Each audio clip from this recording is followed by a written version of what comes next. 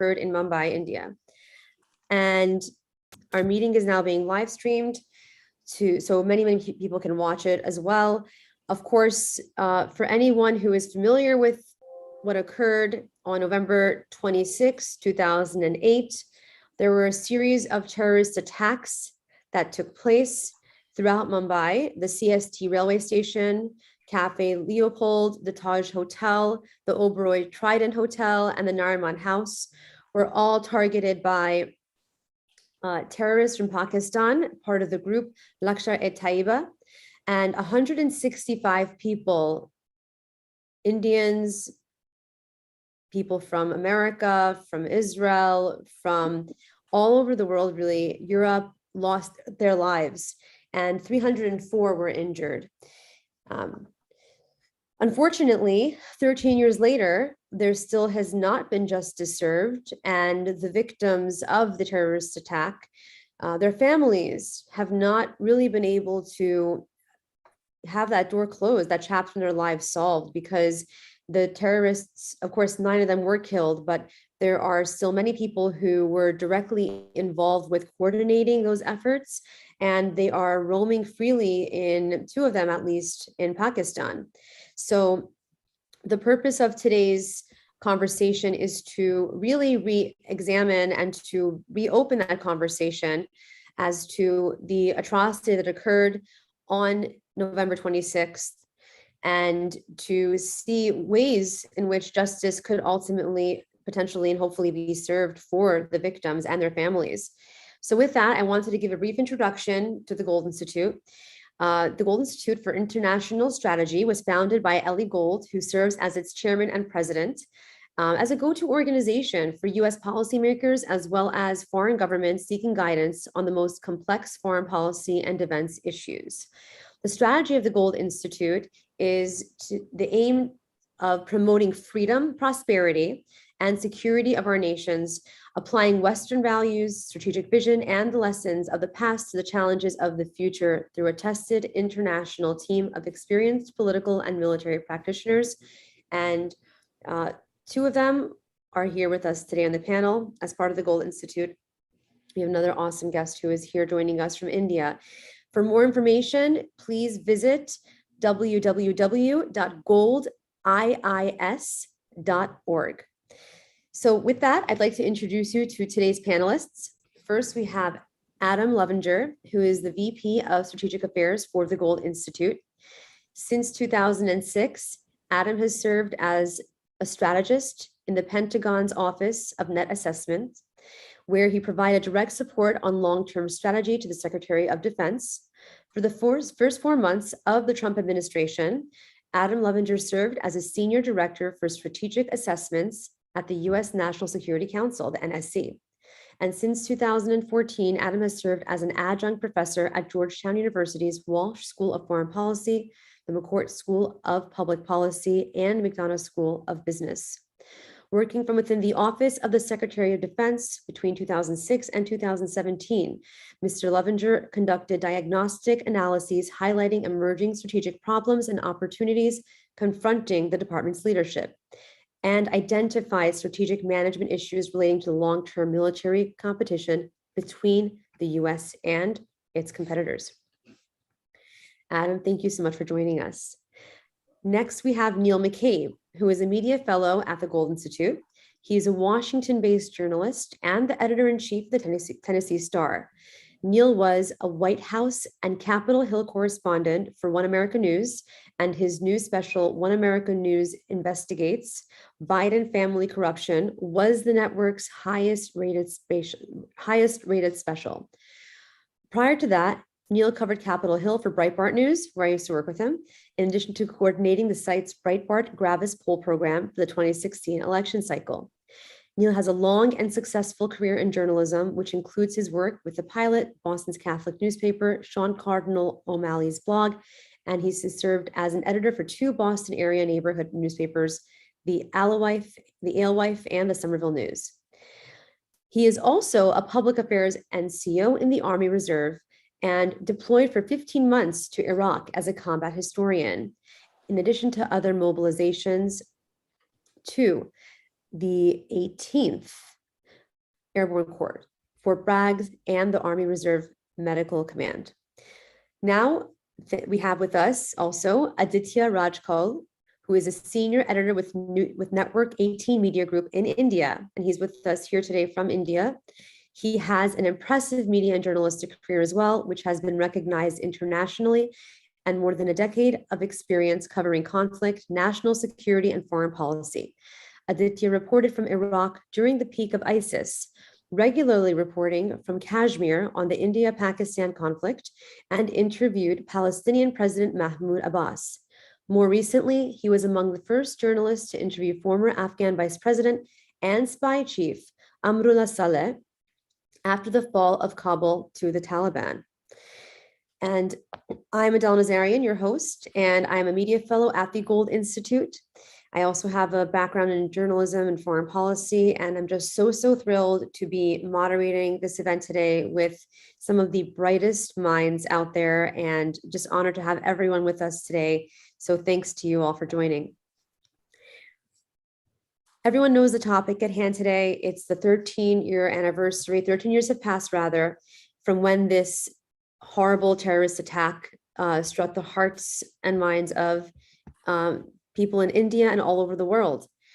And I wanted to start off by taking turns and getting everyone to opine and give their opinion of what really is happening regarding the US-Pakistan relationship, and also considering how these terrorists are frankly still looming at large 13 years later, and what this could mean for both India, the United States, and the world, considering that justice has not yet been served. I wanted to start off with, if it's okay with Adam.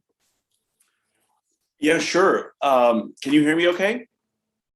Yes, loud and clear. Okay, great. Well, thank you, Adele, for the opportunity to join you today. And it's always great to see you and my colleague, Neil McCabe. And it's a pleasure to meet you, Aditya.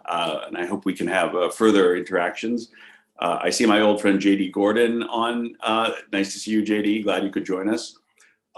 So what I was hoping to do, Adele, is really sort of, because the Gold Institute is about strategy, sort of try to frame the 2008 terrorist attack in some sort of strategic context, and really show a little bit just about how what happened, the atrocities that happened back in 2008, the conditions that permitted that to happen are really still with us today, and I would say even growing. And what I mean by that is that terror has really been a central component of Pakistan's foreign policy. Particularly, starting in the 1980s, the disparity between India's armed forces and Pakistan's armed forces, became significant. And as India's conventional forces grew, Pakistan had to turn to more asymmetric means to conduct its strategic competition with India, and focused on terrorism. Since the 2008 Mumbai attacks, there was 12 attacks over 4 days that murdered many innocent people. Since that, we have learned that the terrorist organization that sponsored those attacks received direct or indirect support from the Pakistani government, specifically the intelligence services, the Inter-Services Intelligence Agency. This is no surprise. Absolutely. What happened? Do you want me to continue, or? No, please. Yes. Okay. Yeah. So what happened, of course, was that there were these terrorists were trained in Pakistan, and they were dispatched to India to carry out these attacks. I personally believe that the trends in the region are creating the conditions for more of this to happen. Why is that? It works. Terrorism works.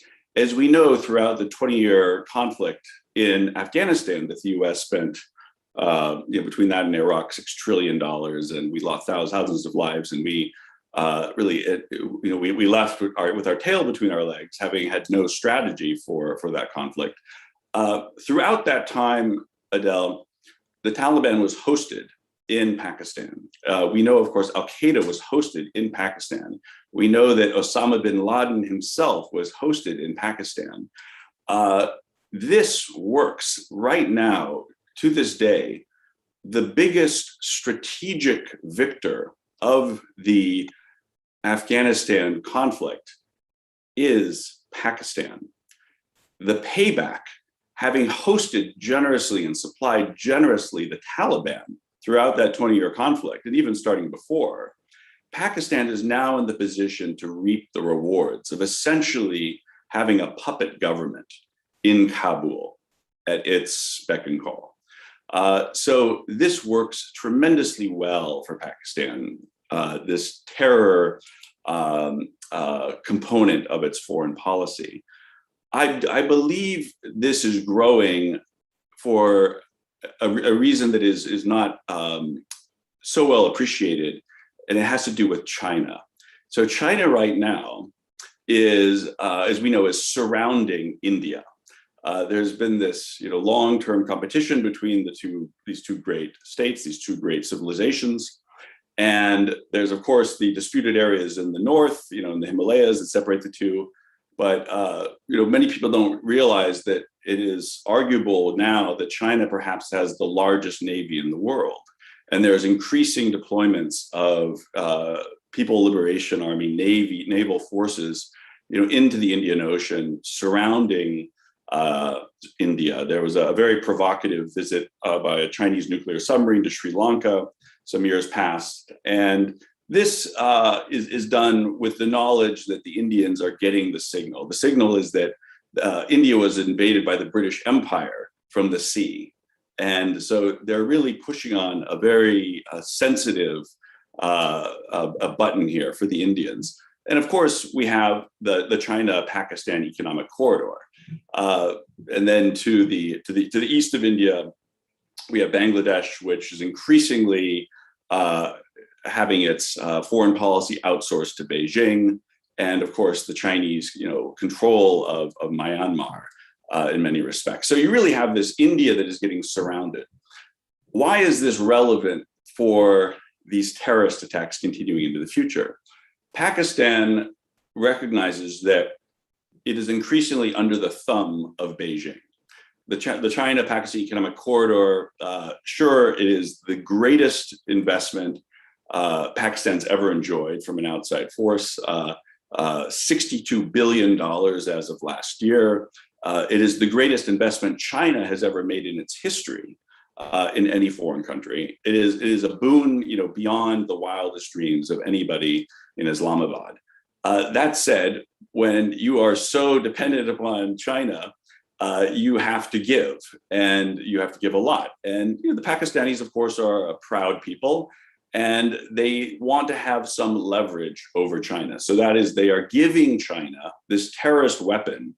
They are giving China on a silver platter. This is a gift. This is a gift for you, China, to support your interests vis-a-vis us, the Pakistanis, your proxies. We are willing to deploy it against India. Not only that, but they also they want to continue to exercise their terrorist capabilities in Afghanistan to go after the residual pro-Western forces. That's also a way of making themselves relevant to the Chinese and at least retaining some leverage over Beijing. So they're not a wholly owned subsidiary of China. And I'll end there for now. No, absolutely. Thank you for that. And you're absolutely correct in stating that the same mechanisms that were in place when this attack occurred are still being used today, and there hasn't really been a change. And I think we can all agree that Pakistan keeps getting rewarded for their bad behavior. In fact, they keep threatening to increase their radicalization every time they meet with foreign leaders, especially with Western leaders, and essentially signal that if we don't get what we're asking for, we're only going to implement a more radical person to lead the country the next time around. And they keep getting away with it.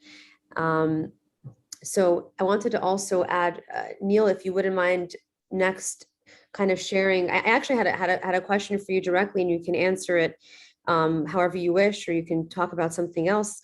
But I think that it's a problem that I think you can definitely speak about, how this gets like peppered over and people do not talk about this issue as much as it should be discussed. And maybe it's one of the main reasons why there hasn't been justice yet served, and those who are responsible, Pakistan, primarily, obviously, as Adam just described, has not yet been held accountable for this, and justice has not yet been served. What do you have to say to that? I think you're muted, Neil. I'm gonna unmute you. Yeah, thank you. I think that our relationship with Pakistan is fraught with mistakes and miscalculations and fear. I think it's Pakistan is what sophisticated diplomats call a bad boyfriend, and we keep thinking that we can fix him, and when he beats us and betrays us and steals from us and gaslights us, we say, but he's so good, and it'll be fine.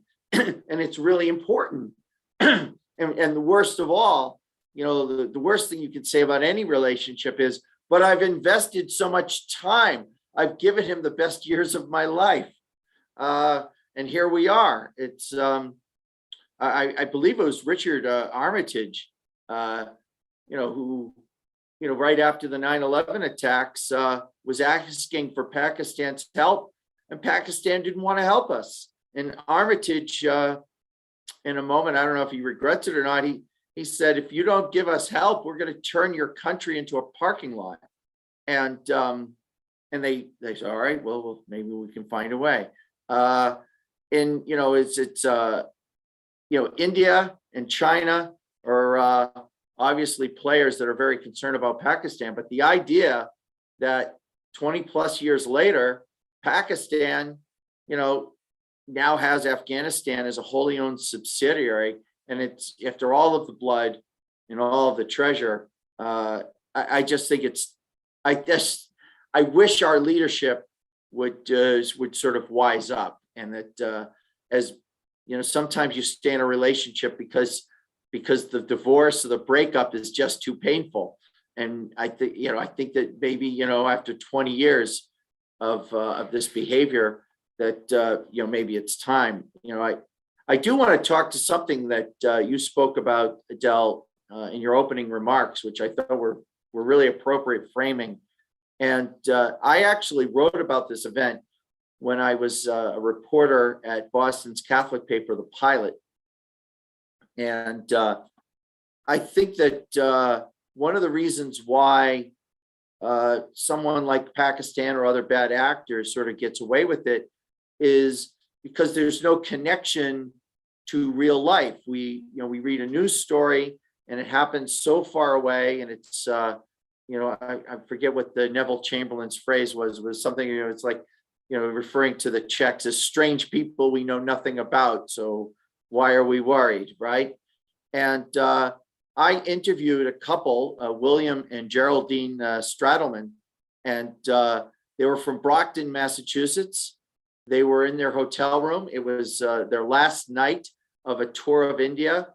That very day, they had visited the tomb of St. Thomas in what was used to be called Madras, and basically there was a party at the hotel for the tour as sort of the last night. They had a 4 o'clock wake up, and they went to bed early, or at or around 10 p.m. at the Taj Mahal Hotel. They heard a loud explosion, and they thought it was fireworks. They didn't understand what was going on, and basically their hotel was under attack, and this couple spent 15 hours hiding under their bed. The Geraldine was so afraid because to leave the bed to grab her rosaries. Her rosaries were maybe 5 feet away, but she didn't want to risk it because there was a sniper who was firing into the hotel rooms. knocking off guests, knocking off people who are trying to help. And so rather than grab her rosaries, for 14 and a half of the 15 hours, she said she counted her rosaries on her knuckles, like they teach the kids to do at school.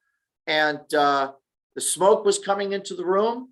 Her husband grabbed wet towels, blocked the crack under the door, cracked open the window so that they could get some air. And then what do? You just wait 15 hours hiding under a bed because there's a sniper who's picking people off. Finally, their room was reached by 6 members of Indian Special Forces. Those 6 Special Forces soldiers escorted them out of the hotel, and Geraldine told me that they had to step over 5 or 6 dead bodies, which of course was jarring to them, and she said she made a little sign of the cross as she passed over these corpses and finally made it to safety. And this is, to me, this is very real. These people are in the hotel. And I think that if in the media we make an effort to show this connection, that this not only I sort of opened up, sort of responding to the big geopolitical and its tectonic plates that are floating around in the politics of Pakistan and India, but at the same time, there were real people who were killed. There were real lives that were ruined. There were real families that were destroyed. There are houses that will never be the same because of a father or a husband or a wife or a child is never there, no longer there, and that family is now destroyed and changed forever. And I think if people in the media do more to humanize these things, that we do have a stake, and it could, and I think it's very true that these things can happen to you. It could happen to me, and unfortunately, I think that we're going to see more of these things on our shores, and so brace for shock. I'm very grateful that you're putting this together, Adele, because it's something that I sort of, when I was it was 13 years ago, but it was something that I was emotionally vested in through this couple, Bill and Geraldine, and that's sort of, let me just leave it at that then. Thank you so much for that. Really, I think everyone here felt the way you described it just in detail, the emotion, the pain, like how traumatizing to have to hide. And in that moment, I think this is another big thing, is you realize that all you have is God, and to pray and to pray that divine providence can save you truly. And that's been a consistent theme. So ultimately, we have this now between people who claim they believe in God, who are terrorists, and they actually say they do things in the name of God, but in fact, they don't, because those who believe in God only want to advance the human position, not to destroy it in order to advance their own ideals, which run counter to that. And so your point also, Neil, where you said that, thank you, by the way, for that as well. You're absolutely correct. This could happen anywhere. And I think our next speaker, Aditya, looking forward to also, I'm going to introduce you now too. You did cover the Mumbai terror attacks. And before I get to that, Neil, if you wouldn't mind posting your article that you wrote into the group, that would be wonderful, so we can also distribute it for everyone to read. But Aditya, you did cover this very, very closely. You're very familiar with the attacks that obviously took place and rocked the nation. India, of course, has been facing terrorist attacks from Pakistan for the last 3 decades, for 30 years. And this November 26th, the 4-day attack that took place, certainly, I guess, would qualify as India's 9/11. Of course, America faced September 11th, and to this day, we see the consequences and ramifications of such a national security issue that we're still facing to this day and potentially could continue to if things aren't done about it. Would you agree that this is the 9/11 of India? And would love to hear what you have to say about what India is doing and what you think the US should do to help prevent such things from occurring in the future. Thank you, Adele, and thank you to the Gold Institute for International Strategy for organizing this. It's truly important to have this conversation going because there certainly is no semblance of justice or even a conversation around it, be it in India, Pakistan, or as far as United States is concerned. And you very rightly pointed out that 26/11 in India is certainly the 9/11 of this region, not just in India, but the entire region, really. And as Adam and Neil have really pointed out, thank you, Neil, for such a very, very painful story from a primary source who actually went through that trauma. And one can only imagine, we can only think about it, the kind of trauma that they might have actually gone through those painful hours of not knowing what the next minute will bring them. So again, it's been 13 years, just like Adele mentioned in her introduction.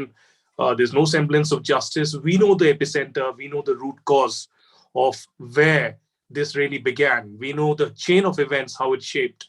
We know, of course, all the victims by heart now, more than 165 of them who lost their lives, Indians, Americans, Israeli citizens as well. Who can forget baby Moshe, who lost his parents in this unfortunate deadly attacks. And of course, it was a coordinated attack, just like Adam mentioned, 12 different locations, including my own college, St. Xavier's College in Mumbai, were attacked, apart from Metro Cinema, Taj Hotel, Oberoi Hotel, the CST station, and a few other locations, including the very popular Leopold Cafe in Mumbai as well. So we know that Lashkar-e-Toiba, which has been funded by Pakistan for more than 3 decades now, has been, responsible for it. It is a UN designated organization. Hafiz Saeed is at its, epicenter. Zakir Rahman Lakhvi is called as the mastermind of the Mumbai 26/11 attacks, and there are several others in Pakistan. And there isn't any kind of an effort. There's a legal case that is underway in Pakistan to perhaps show to the entire world that there's a legal process that is underway. But in reality, not much has happened. The only thing, a little semblance of justice that happened here was Ajmal Kasab, who was the only lone survivor terrorist who was captured bravely by the forces in Mumbai, was sentenced to death and met his fate subsequently. So to understand this, we'll again have to go, of course, to the relations that Pakistan has with US, with other powers, India-Pakistan ties, but also at the epicenter of terrorism, epicenter of pan-Islamism, epicenter of Islamist terrorism that has emanated from Pakistan, not just in the recent past, but over 3 decades now.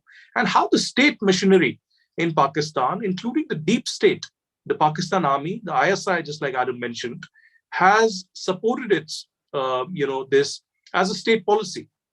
This was a foreign policy. This has been a foreign policy of Pakistan to use these so-called mujahideen, so-called terror groups, not just against India, but in the recent past against Afghanistan as well.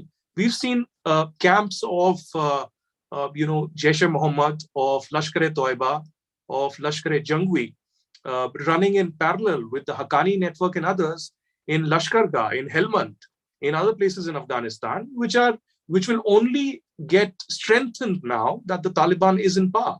And Haqqani network, which was actually formulated completely in Pakistan, have had support, all kinds of financial and weaponry support from Pakistan. Sirajuddin Haqqani and others actually run Kabul. So there is an internal rivalry and a rivalry of sorts that's underway within the Taliban as well, even as we speak in Afghanistan. On one hand are the top bosses of the Taliban who have been there traditionally in Kandahar, and on the other hand is the Haqqani network, which has still a deeper connection and an emotional bond with Pakistan and the ISI. So again, another thing that we need to understand, and I'm sorry if I'm drifting a little away because this is connected. And we need to understand in Pakistan's KPK, Khyber Pakhtunkhwa, is the Haqqaniya Mosque. It is the Haqqaniya Seminary, where from these jihadis have got strength, have actually, been pumping in money, getting weaponry support, and ideologically getting brainwashed at that level. So Sirajuddin Haqqani, Anas Haqqani, all these people, most of the so-called government of Taliban that has come in here, at least 7 to 8 members are from the Haqqaniya Seminary, which was also known as the University of Jihad, and has been, interestingly, also receiving funding from Imran Khan and his own foundation and the government as well. So nobody should be shocked when I say that, Pakistan government's hands are deep in these, extremist outfits, etc. In the recent times also, the groups, the Shia, Islamist groups who were on the streets of Pakistan were finally, asked to leave only after they were, money was exchanged hands, etc.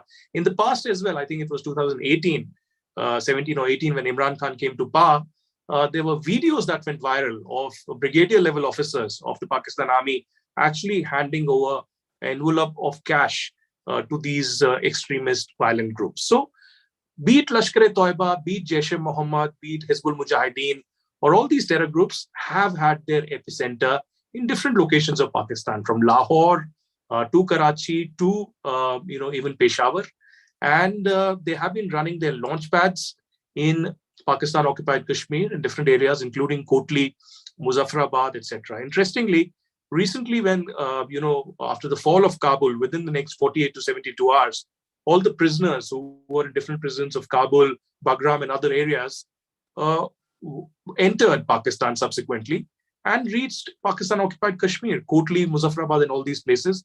And these were jihadists of the Jaish-e-Mohammed, etc. And they received a warm welcome from hundreds of cadres of Jaish-e-Mohammed. And again, they are at the launch pads because it's winters here in Kashmir, so they cannot infiltrate immediately. So they will be perhaps training right now and waiting for the next summers to actually infiltrate into India. So in regard to 2611, I have a very interesting story that I want to narrate briefly, and then I can hand it over back to Adelle. It's about how, the conflict in Kashmir has been underway for the last 3 decades. And I, as a Kashmiri, someone who was born in Kashmir and actually lost his house because of terrorism and has to, I've almost live a life in exile now in New Delhi. I know how people, unfortunately, both Hindus, Muslims, and others have been victims of this terrorism continuously. Anybody who is seen close to the Indian administration, who is, including the Indian Army and others, and even civilians, are subsequently gunned down. Only crime being that they're close to New Delhi, they're close to India, and they actually think about development, peace, and education. So again, there was a senior police officer in Kashmir. This is, again, I'm talking about almost 14 to 15 years back, Inspector General level officer who handled Kashmir completely with its police force. And there was a jihadist who was captured from the Lashkar-e-Toiba, he was a local Kashmiri. And he was, of course, interrogated, but he wouldn't budge. He wouldn't share any information. So finally, there was an Islamic cleric who was brought in, and there was a reverse brainwashing that actually happened, and he was told that these are not the tenets of Islam. This is not the reality, and you don't have to wage a jihad. You don't have to kill innocents, and this is not the reality. And so that Islamic cleric and the police worked on that particular person for over 6 months, and he actually became a CI. And finally, this person was given SIM cards of a particular private company of India, and actually he infiltrated or perhaps went back into Pakistan to the headquarters of Lashkar-e-Toiba. In this period, of course, we didn't know. Nobody in the Indian administration or the security or the intelligence network knew that 2611 is going to happen. But one fine day, 2611 happened. 10 terrorists using a boat from Karachi entered Mumbai. And from the Mumbai, the different hotels, primarily the Taj Hotel, they started reaching out to their handlers in Pakistan. While they were using satellite phones as well, but they were using Indian SIM cards.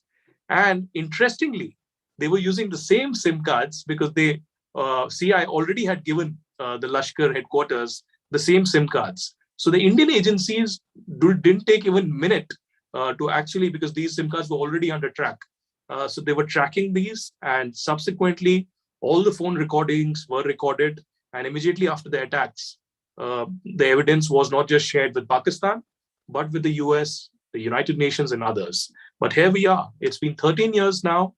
The masterminds of 26/11 attacks are still free. They are getting state support. They are underground right now because, as you all know, there is continuous pressure from the Financial Action Task Force, FATF, on Pakistan. There are economic challenges and woes for Pakistan. But in my understanding, this is not going to change until the United States in particular. Of course, there are other angles, including China. But till Washington, D.C. actually changes its opinion or its perception on Pakistan. For long, I believe that the US has been bluffed by Pakistan, by the rulers in Islamabad, particularly the Pakistani military. And till that changes, till US realizes that they have just been, bluffed in this entire vicious circle of terrorism emanating from Pakistan. And US has to realize finally that Pakistan is certainly not a friend and hasn't been a friend in the last 2 to 3 decades in any kind of a war against terrorism. It has only been a huge impediment. It's only been a huge hurdle against any kind of a real war against terror, if at all there has been one. Thank you, Adelle. Thank you so much for that very, very important run through. I mean, having living in the region and seeing that story also that I'm sure many people here may have not known about, those SIM cards being sent back. It was a brilliant tactic. And, those things, the evidence is there plain and clearly. And yet, Adam so wonderfully also laid out the issues with the strategy and the policies still in place, and how Neil noted that very much the U.S. is behaving like a abused girlfriend or wife that keeps going back to the same abuse, Stockholm syndrome, it seems, Stockholm syndrome as they call it. Mental health epidemic happening in the world right now. But I wanted to touch upon a point, and I wanted everyone here to please respond to this. Everyone is familiar with the Global Magnitsky Act, right? And in Libya, during the Pan Am airline bombings, Lockerbie disaster, Libya was sanctioned. They were sanctioned. Military officials were given up because of these sanctions. And we know about at least 2 military intelligence officers who were directly helping corroborate, and who were involved with carrying out these 26/11 attacks in Mumbai. Should Pakistan be similarly sanctioned until it gives up these military intelligence officers? Because there's 2 options here, essentially, right? They could either be told that Pakistan itself carried this out, or they could disassociate themselves from these 2 individuals, right? Or the individuals they know are operating and existing within their intelligence sector and in Pakistan, and say, these are the individuals who are responsible, and we're going to give them up and allow for extradition so they can be tried, and this chapter can finally be solved. Would love to hear everyone's thoughts about this. Let's start with Adam. Yeah, so in answer to your question, Adelle, I think the answer is absolutely yes. The perpetrators of the terrorism should be given up. But I would actually even take it a bit further, just because of the extent that we know of the Pakistani government's involvement in these terrorist attacks. I think that a Magnitsky-like, sanction is insufficient. And what I see in Pakistan's behavior is something I first really saw when I joined the Pentagon in 2004. My first job was in the lead Iraq and Afghanistan operations office in the Office of the Secretary of Defense. And I was a general counsel for that office. And what I saw very clearly early on, Adelle, is that the Iraqi military and police and the Afghan military and police, they were accepting all of this aid from the US, and we were expending billions of dollars. And they never sought really to get good enough to be competent, because they knew that as soon as they became competent, that aid would sort of, well, now you can stand on your own feet. We'll maybe not, provide so much aid. This is a manipulative tactic that the Pakistani government has been using against the US for decades. It's like, we are going to, on one hand, we're going to support terrorists that will go and attack civilians in India, in Mumbai, and elsewhere. We're going to be one of the greatest, most sophisticated, brutal state sponsors of terrorism in the world. And as Aditya said, we're going to host the Haqqani network. We're going to have Jihad University as our crowning higher education institution of Pakistan.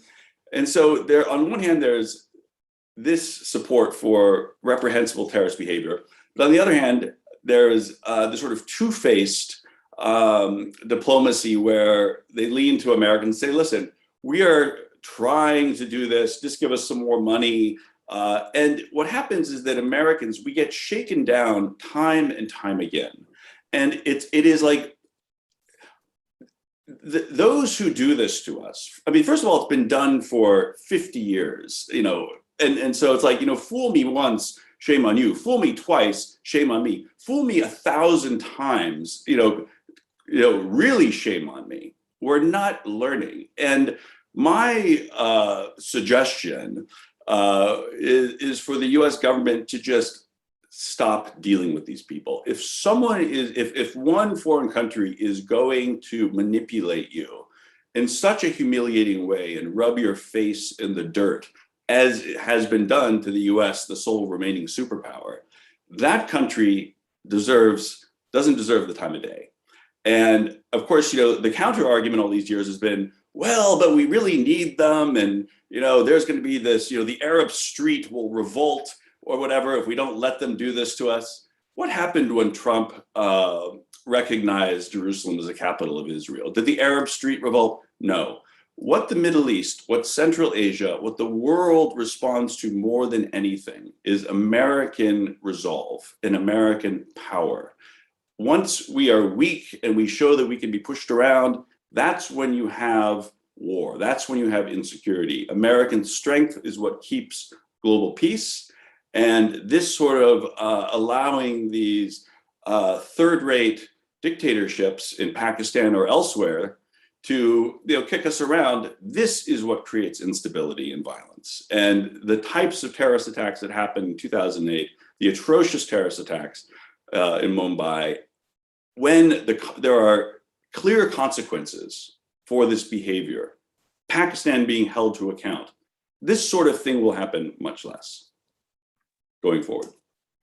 Thank you for that. Neil, would you like to respond as well? Aditya, I didn't know. Let me just say before I go into that is that I had no idea about the SIM cards.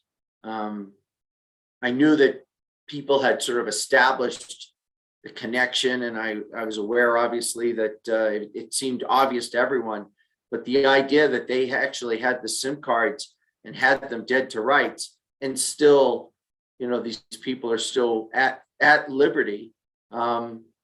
It's interesting, I remember that our war in Afghanistan started because we asked the Taliban to hand over bin Laden, and they said, no, he is a guest in our country. And so we invaded the country, and we were there for 20 years because somebody refused to turn over someone who had perpetrated terrorism against us. I guess, it's, I'm also reminded that it was in 1985 on December 12th that was the Gander explosion, where 248 paratroopers with the 101st were killed in Gander, Newfoundland, with a bomb from Egyptian terrorists. And, for people who aren't familiar with this, right, it's, it was in the air probably a minute when the bomb went off and everyone was killed, including the 8 or 9 members of the crew. this could have been a war. The Reagan administration, what do? You kill 250 US soldiers in a terrorist attack. How do you not go to war? Fortunately for the people who did not want to go to war in the Reagan White House, the Canadians said it was ice on the wing. And so ice on the wing, well, I guess it's not terrorism, so we don't have to go to war. We don't have to lift a finger. We'll have a ceremony. We'll tell everyone we're sorry, and then we'll just sort of move on with our lives. But that group that did the Gander explosion, of course, right? They were the ones who killed Sadat. And then in July of 2001, they joined Al Qaeda and, are basically part of the terrorist network. And we didn't address it in 1985, just as we really haven't addressed what happened in Mumbai. And it's been 13 years. And there's absolutely no question as to who did it and what they said and what they did. But here we are. And I'll make one other quick point, just because it's my lane now. At Star News Network, we have 10 individual websites devoted to different states, Ohio, Tennessee, Virginia, Georgia. I won't go through the list, but suffice to say that the idea, behind Star News Network, where I'm now the political editor, is to take these national and international ideas and localize them so that to show how they affect people, who are living their normal lives, and then to take those stories of the people on the ground and so, maybe push their experiences up so we see how these things are affecting real people. And I think that's sort of central to what I'm saying today is, it's okay to describe the geopolitics, but it really, these are real people who are killed. And there are real people like those special forces soldiers. These are real, a decision was made. These are to send somebody in, but these were real men who was sent in and risked their lives to save people. And to me, that's compelling. And I think, I think that's a message that is enduring. Thank you so much. Aditya, wanted to actually say one more thing that you could love for you to respond to as well, and then we can get to everyone else. Adam brought up a point, and thank you, Neil, for that. Adam brought up a point that the Pakistan consistently is getting aid from the US. Many other countries, they behave badly, but they keep on receiving aid from America. There has been an argument made, and it's since been sort of debunked in a way, that poverty itself leads to terror. And of course, we know that's not necessarily true, because Osama bin Laden is one of those examples where he was a very wealthy individual. And there are a few other cases where they have had lots of wealth and come from wealthy families, and they still chose to be radicalized through, for example, Aditya, as you mentioned, the madrasa system and whatnot, and to carry out what they say is the task as ordained by their God. No, not to be the case. Question then becomes, perhaps then, and this is not really related to what we're talking about, but perhaps then what the founder of, for example, the Bitcoin, Satoshi Nakamoto, in creating that asset, digital asset, was to provide individuals with financial freedom. What if there was a way to remove and eradicate the need to constantly go to war to generate more income, to generate more wealth for the nations, and to constantly need the aid? Do you think that that would then be the solution to stopping terror, right? If something like Bitcoin digital assets could essentially elevate the human position and other nations can get out of debt and actually be prosperous, would that be a way to stop these nations from being so reliant on foreign aid? Adelle, firstly, there's undoubtedly no, confusion in my mind that there needs to be sanction against Pakistan. And this should have happened a decade ago. There have been several reminders, there have been lessons that haven't been learned by several countries, including the US. And these ties, these aid, defense aid of all, has continuously been pouring in. And I'll give you a small example, a very, very small example of what I saw firsthand. Last year in January, just before the pandemic, I was in US on invitation from the State Department for a brief fellowship. I was in Washington, DC and Iowa. And I met a lot of senators and a lot of congressmen. And we had a delegation. We were 3 people from India and 4 people from Pakistan. And out of these 4 people, 2 were parliamentarians. And there was a hidden understanding between us that, we come from the same region, we eat similar food, there are similar customs, etc. So we will be very, good with each other. But the controversial issues of terrorism in Kashmir will not be touched upon. So this was like an unsaid rule between us. But one thing that I observed, every time we met a congressman or a senator, the 2 parliamentarians used to come out of the meeting while there was nothing controversial discussed. There was no Kashmir, no Pakistan, no India, or no terrorism angle. They used to record a video every time they came out and record in that video that today we met XYZ senator and we vehemently demanded freedom for Kashmir. And we said that we have been victims of Indian terrorism in Pakistan. And India and US are bluffing to the entire world that Pakistan has been sponsoring terrorism. And the senator also sympathized with us and said that he will raise the issue in the Senate or the Congress. So this was this is the way they bluff. So these videos used to go on the social media of their own respective constituencies, on their own websites, etc. And that's how they bluff their own people. This is not just about bluffing the entire world. It's about bluffing their own people about the reality and about what actually is happening. And the hypocrisy came out here that I would have still believed them had they raised the issue in the meeting. But the meeting went out very peacefully. We discussed issues of mutual concern, of US, of the elections that were forthcoming at that particular time, of who had the more chances of winning the presidential election. But this happened. And this has been a trend, just like Adam mentioned, that Pakistan has successfully manipulated the West, particularly the US, and every time said that, we have been victims. Pakistan has been a victim of terrorism. We have contributed so much. We need aid. This time you help us with this much aid and we'll be there for you every time you need us. But every time they have betrayed the US. And that's what we have seen in the Taliban takeover in Afghanistan as well. I mean, look at the way things happened. The Taliban did not keep any of the word, any of their end of the bargain. And the visual, I mean, I still cannot forget the visual of that Air Force aircraft of US actually leaving the tarmac of Kabul airport and people hanging. On one hand, I remember the visual of 9/11 of people jumping from the Twin Towers. And on the other hand, this is what happened. And I think this was the biggest embarrassment and betrayal of the US for the Afghan people as well. I mean, the way Afghan people contributed and went along with the US embassy, the British embassy and others, and how they were betrayed. There are still thousands of them who are still waiting for, to escape.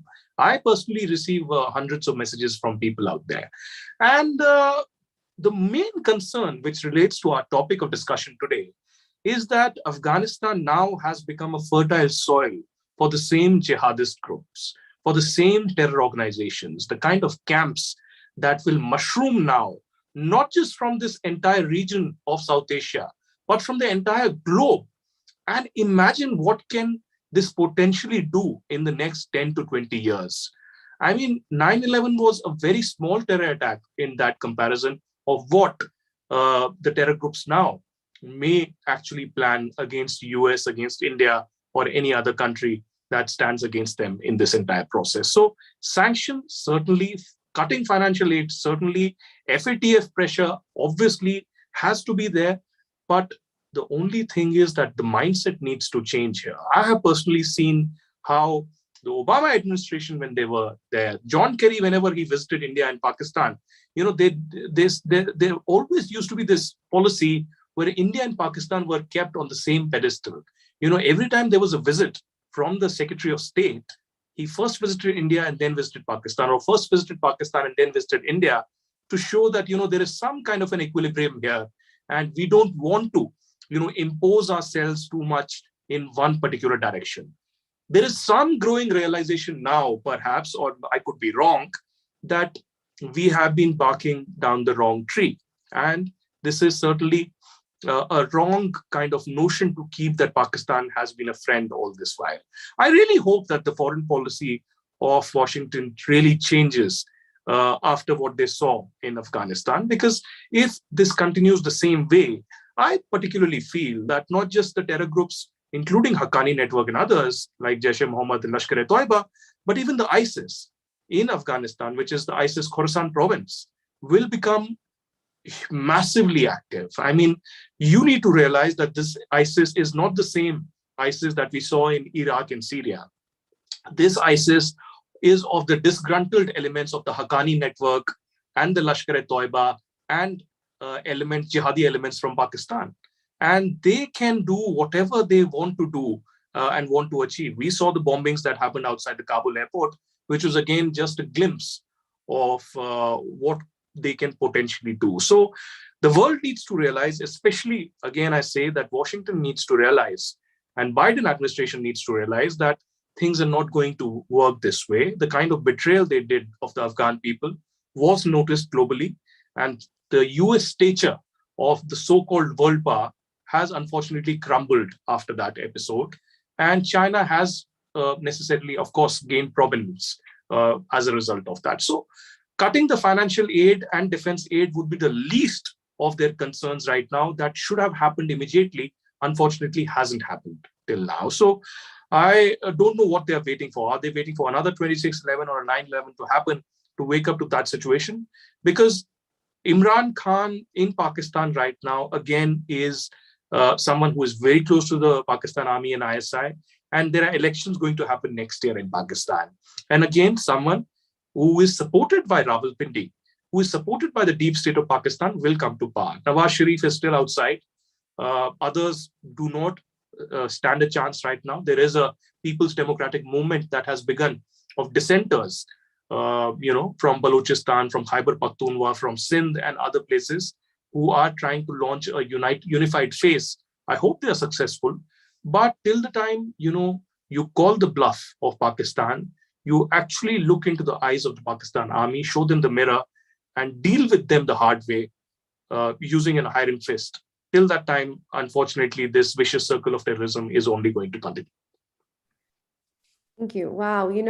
I just want to also point out to the audience here your comment about how they agreed to have a kind of ceasefire and to not discuss any of the issues that they have regarding terror, and yet they went ahead and breached their word and consistently are presenting lies and manipulations about the members of parliament that you said we're not supposed to even comment, right, regarding the terror that occurs, and presenting them in a way that would benefit their own narrative. And I think it's so critically important that this sort of doublespeak, that individuals like yourself, powerful journalists, public figures who have a platform, continue to expose this and to really arm other individuals in the media, in the intel world, who can broadcast this to the people so they know what's really happening. So thank you for that. Thank you for everything that you do, for what Neil does, for what Adam's doing, everyone here, for really, it's changing the world. And there is a big issue regarding trust. The way that America withdrew from Afghanistan, I think Aditya better than anyone else, that the trust between the US and India has unfortunately been damaged a bit as a result of that. And it's going to take a lot of work and a lot of action to build that trust again. And it's an ebb and a flow that we've noticed. It's a trend that tends to take place, unfortunately, with one particular political party. And it tends to be, unfortunately, more so than not, with the Democrats. Under Republican administrations, we've just seen national security is always more robust, and it's been safer. The world is safer. The people are more, they're able to live in a more secure environment. I think just historically speaking, it just happens to be that way. I'd also like to point out, before we get some more questions, that there's a lack of follow through and a betrayal that has occurred with the previous administration, not Trump, sorry, the previous the Obama administration, which we're seeing a lot of carryover into the Biden administration, specifically with the red line in Syria, right? Where they go, this is a red line, Obama said, I will, chemical weapons attacks are a red line, and we're going to make sure that Assad is handled correctly if he does cross this red line. And over a decade now, we see this war on the people in Syria has continued, and the red line was not addressed. And we have the same exact people who failed so miserably in office again under the Biden administration.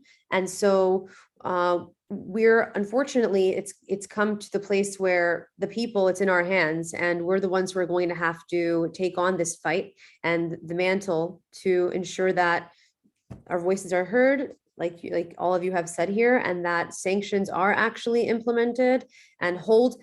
All politics is local, as Neil said. You have to hold your local representatives accountable. Write to them, do everything you can in India, in America, whatever country you're tuning in from. You got to write to them and let them know that they need to do what they were elected to do, which is represent your interests. So with that, I wanted to open it up to a few questions. I'm going to ask some questions of everyone in the last 30 minutes we have left. There's a question for Adam, and it comes from Utsav Chakrabarti.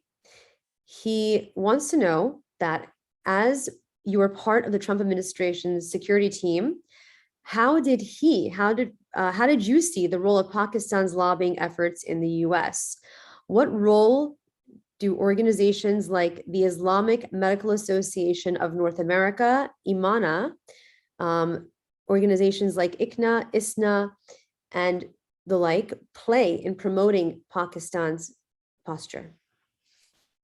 Well, that's an excellent question, and I'll try to answer it fairly briefly. But it's a huge issue, and one thing I can say, I've been in Washington for 20 years, and I've been very disturbed, both while in government and out of government, to see how sophisticated so many of America's adversaries, even enemies, strategic competitors, have become at manipulating our open society. The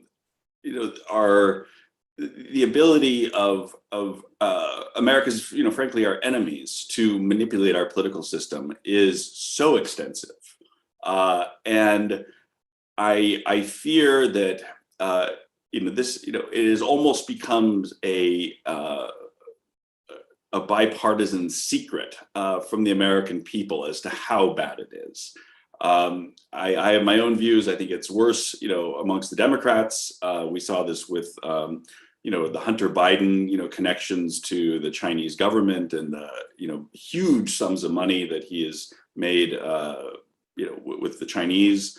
But in Congress and in really, throughout American institutions themselves, this has become a real epidemic. As we get to the bottom of the Trump, Russia collusion conspiracy theory and how this was generated, we're seeing increasingly a very powerful role played by Russian intelligence in advancing this. And it's not so much that Putin wanted one side to win over the other. Putin's very clear stated goal is to divide and conquer America from within. They learned during the Cold War that you don't take us on head on, you take us on by infiltrating and dividing and conquering America from within. This, I know, now I'll come back to the actual question regarding Pakistan. Yes, the Russians and the Chinese are the world leaders in dividing and conquering America from within, and using their vast checkbooks to buy influence. And it's not only amongst politicians; it's amongst mainstream media. It's amongst corporations. All you have to do is scratch the surface, and you'll see how expansive it is. But those running the ISI, those running Islamabad, they don't have to reinvent the wheel. They can see how other countries, leading practitioners, the Russians and the Chinese do it. The Iranians are also extremely good at it. So yes, Pakistan has been has been treated with kid gloves all these years, has never had to really fess up and pay the consequences for state-sponsored terrorism in Mumbai in 2008 and elsewhere. And in part, it's because Americans can be bought Americans of the ruling class in the swamp in Washington, D.C. can be bought. And the American people in what's called flyover country or the non-privileged bastions of this country, they are rightly outraged. And this is also why there's so little confidence in the American ruling class right now.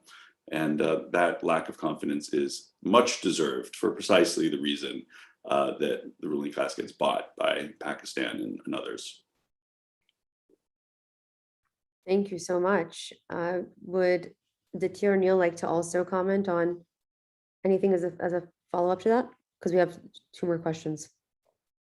Well, I would just want to jump in and say that, we really did nothing to back up our ally, India. And India is so important, more important now to us than India was 10 and 20 years ago.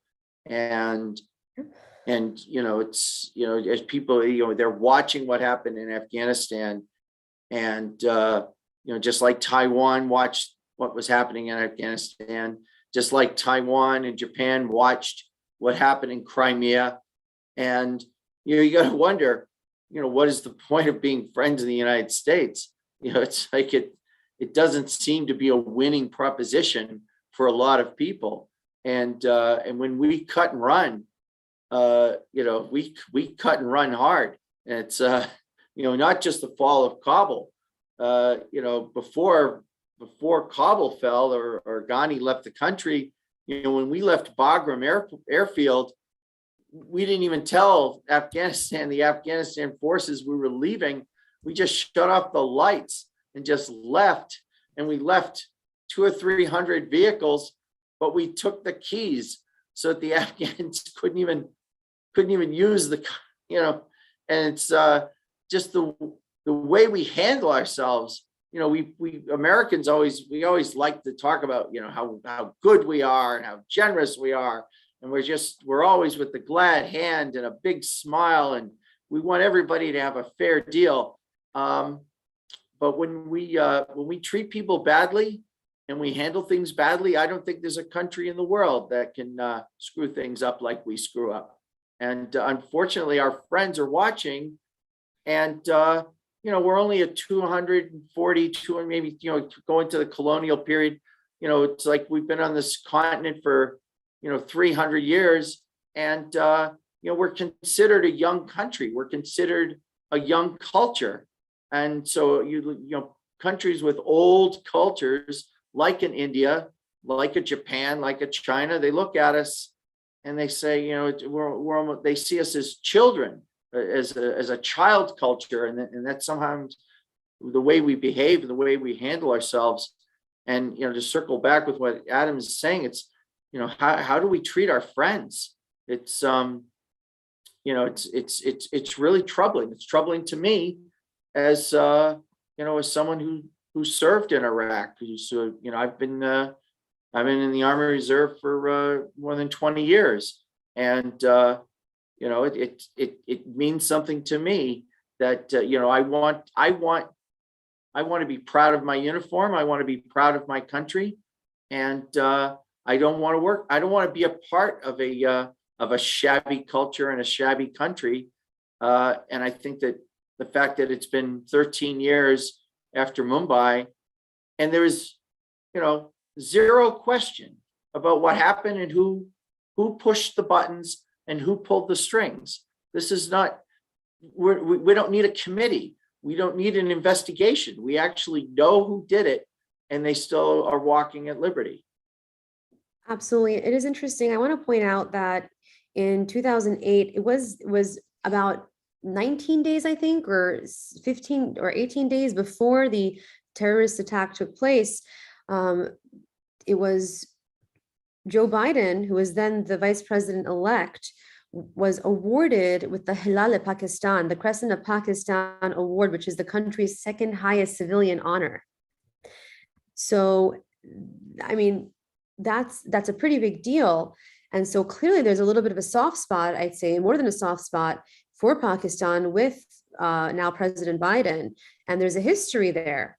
And really knowing that he has that kind of civilian honor, for example, wouldn't it make more sense, considering India is so much more of a formidable US ally in terms of national security and helping advance the position of freedom and democracy in the world as the world's largest democracy, that maybe President Biden should return that award until and say he can't accept it anymore? And that would be something monumental, right? To return the award to Pakistan and say you're not a true democracy. It's a fraud. And until you actually do take steps, tangible steps to start behaving like one, that's when you can start. We'll accept an award, and you can be a true formidable U.S. ally. Wanted some comments on that. Adele, we can't even imagine that happening because once the Biden administration organized the democracy summit, so as to say, they invited Pakistan, but they did not invite Bangladesh.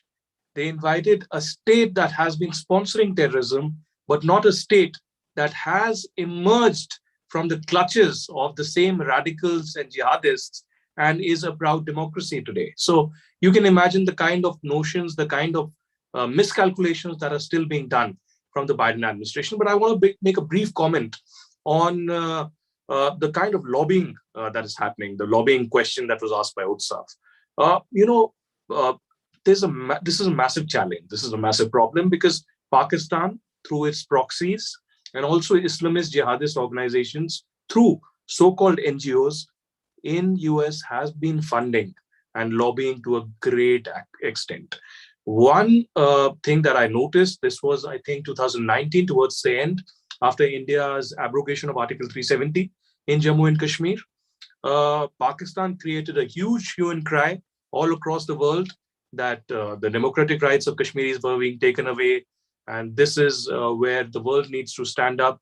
But the first few countries that welcomed this and said that this is an internal affair of India were Muslim countries, including Maldives, including UAE and others. US also said that we don't want to intervene in the internal affair of India, to an extent that even the OIC said that we will not interfere. They had a small statement, but did not interfere. So Pakistan's entire policy collapsed. But they have been lobbying in the US for senators and others, other congressmen, to speak up on Kashmir to really internationalize this issue. But they haven't been very successful, particularly in the term of Imran Khan somehow. Secondly, what I'll tell you, my personal experience is, I think it was around 4 years back, I was doing an investigation on, again, Pakistan's proxies in the US who have been in touch with, diplomats, with, people in power circles at the capital. So there's one particular gentleman, his name is Ghulam Nabi Fai. And he was, if you Google him, he was arrested by the FBI. He's a felon for illegally lobbying for Pakistani ISI, the spy agency on the US soil. There was a bargain that was done, and eventually he spent some time in prison and was released. So after he was released, years later, I did a sting operation on him.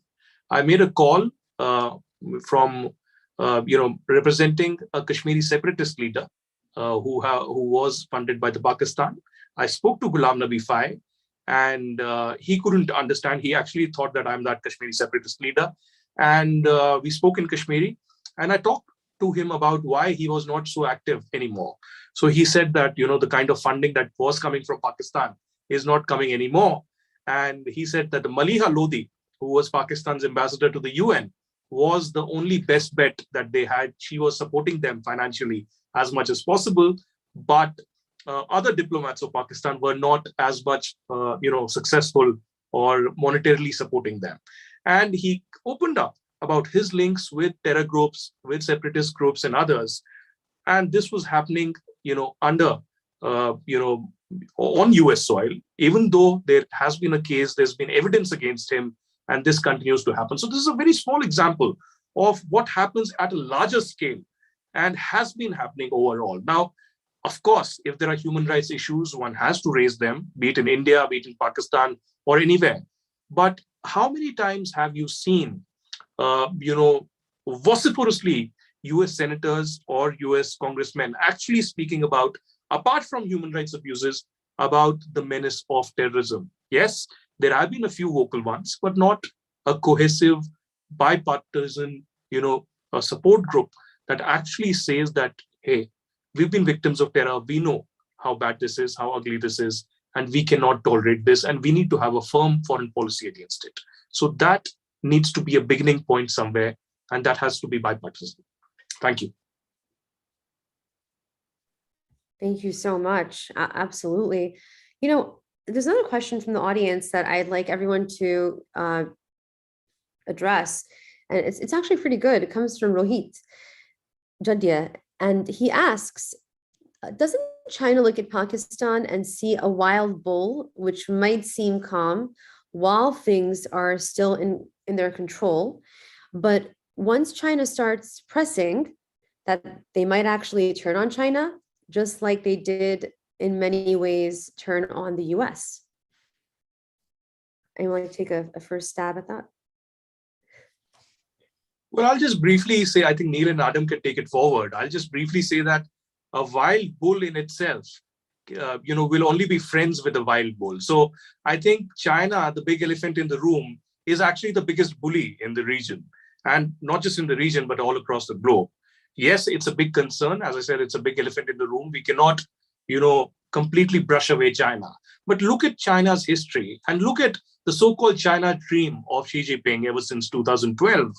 The expansionist tendency, the not abiding by the international laws, not, of course, the, South China Sea developments that have been taking place, the kind of relations they have with Vietnam, the kind of now pressure groups that are coming up at multilateral forums as well against China. And biggest of all, what happened for the first time in 45 years in Eastern Ladakh last year, for the first time, there was violence actually. But, there have been concerns between India and China. Boundary issues have been there for decades together. But for the first time in 45 years, there was violence. 20 Indian soldiers lost their lives. And there were casualties on the Chinese side, which, of course, we know that they're not going to reveal. A year after the Galwan Valley crisis in Eastern Ladakh, China said that 5 or 6 of their soldiers were killed, which absolutely is not believable. I believe the numbers are much more. But of course, there's a state media in China. They're not allowed free, access to media or to freedom of speech. So even the relatives or former soldiers cannot come out with their own concerns out there. So I think China is a big bully in the room. My last visit to China was in 2017 for the BRICS summit that I went there. And reluctantly, it condemned terror in that BRICS summit. So China and Pakistan, as they call, are actually iron brothers. Pakistan, unfortunately, does not have any other option. When US, of course, is not, as much helpful to them right now. The biggest joke going around in Islamabad is that the only foreign leader that Imran Khan the Biden has not spoken to till now is Imran Khan. So there are these memes that are made of Imran Khan waiting with a phone receiver for a phone call from Biden. So that has happened, but not calling Imran. When you get a chance, I'd love to see some of these when you get a chance. Sorry. Oh yes, I would love to forward that. But that's the thing. So they are, as Adam mentioned in his introduction about CPEC, about the expansionist tendency of China, about Chinese debt trap in the region from Djibouti to Maldives to Sri Lanka to Bangladesh to Myanmar. So this is a vast topic. I think we need another couple of hours to discuss China. I think if Adam and Neil want to take this forward, please. Let me just jump in quick. And it's just I'm worried about China, not just China's control of Pakistan or its influence over Pakistan, but China's control of its other colonies. The U.S. Chamber of Commerce, the NBA, our universities. It's it's something that just sort of you wake up, you wake up one day and you realize that American institutions are no longer loyal to the United States of America. They're actually loyal to China. You have U.S. senators from Iowa who will not criticize China because they want to sell corn to China. And so, it's a very serious situation. And I think that the border war that you were talking about with India is getting hot. I'm sure that there was a secret war for many years. I think people have been killed on both sides for years. It just never made the papers. But the fact that India and China are now being open about what's going on in their border, I think it's a real concern. And it could be one of those flashpoints. Everyone's looking at Ukraine and other places, but that could be a hot war, a real hot war between China and India is going to pull us in. And Pakistan is not going to be on the side of India or us. Absolutely. Adam. Yeah, no, it's an excellent question, and I agree with Aditya and Neil in their analysis. I guess the historical analogy I would draw is that if the British, if India was the jewel in the crown of the British Empire, Pakistan is the jewel in the crown of China's One Belt, One Road strategy.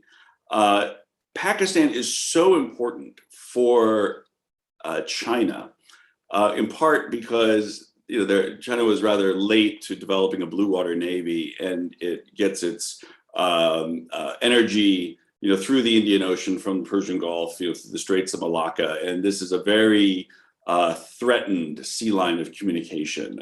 Pakistan, this China-Pakistan corridor, starting in the north and going and terminating in the Gwadar port of Pakistan, is their way around what they call the Malacca dilemma, which is how do they get energy from the source back to China. And so the amount of attention that China focuses on Pakistan, I absolutely agree with the questioner's assumption and characterization that Pakistan is like a wild bull, and that's frankly been their business strategy in manipulating the West, and specifically the U.S. It's like, look, I'm such a wild bull, but I will, pull my own choke collar and restrain myself. I mean, it's like, come on, who are you kidding? But of course, we've been fleeced for decades buying that charade. But I do believe that China is a different type of power, and I think that they actually hold the trump cards. And the reason why is the Chinese have realized that as long as they can buy off the elites of various countries, various authoritarian regimes, they've done this throughout East Africa, they're doing this in the Middle East, they're certainly doing it in Pakistan. They can line the pockets of the elites, of the ruling class, of government officials. And historically, when the ruling class has gotten so corrupt that people sometimes rise up and throw them out. We saw this in various revolutions throughout time. However, China's different. Why? They are the world's leaders in developing crowd control technology. They export this all over the world, and these African dictators are very happy to receive crowd control technologies, ways of really just completely suppressing the common man or woman in the street and just running roughshod over them with this Chinese supply technology in exchange for lots of Chinese cash and outsourcing your country's foreign policy to Beijing. Pakistan is not powerful enough to resist this temptation. Every indicator suggests that Pakistan will become a wholly owned Chinese subsidiary. That is massive. And there's a whole concept in Chinese culture, and it's really a culture war of saving face, right? So having lived in China, having studied the language, I'm very, very familiar with how it's more important that they do maintain their image of primacy and control and power. So all those examples that you gave were just amazing and brilliant. And I have to say that I really do hope that the government's watching. I do hope that people who are lawmakers, who are decision makers, are tuning in, members of the media. I know that we're going to have a lot of eyes on us today and going forward. And everything to the three of you gentlemen who are all brilliant in your own ways. And I'm just so thankful for everyone for being able to join us for this very important event. Thank you, Aditya. I know it's also late where you are, and Neil. We're all international, Adam and I being in the US right now.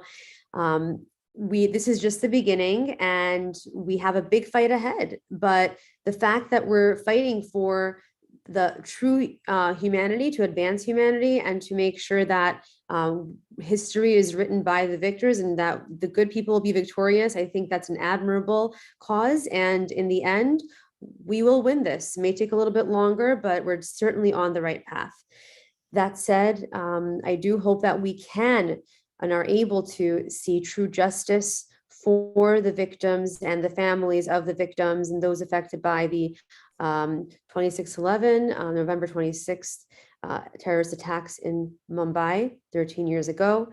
And thank you again to Adam Lovinger, Neil McCabe, Aditya Rajkal, all of you for being here with us today. And we will see you very, very soon again at the Gold Institute. Please make sure you do follow updates at www.goldiis.org. Thank you, and we'll see you soon. Thank you, Adele. This was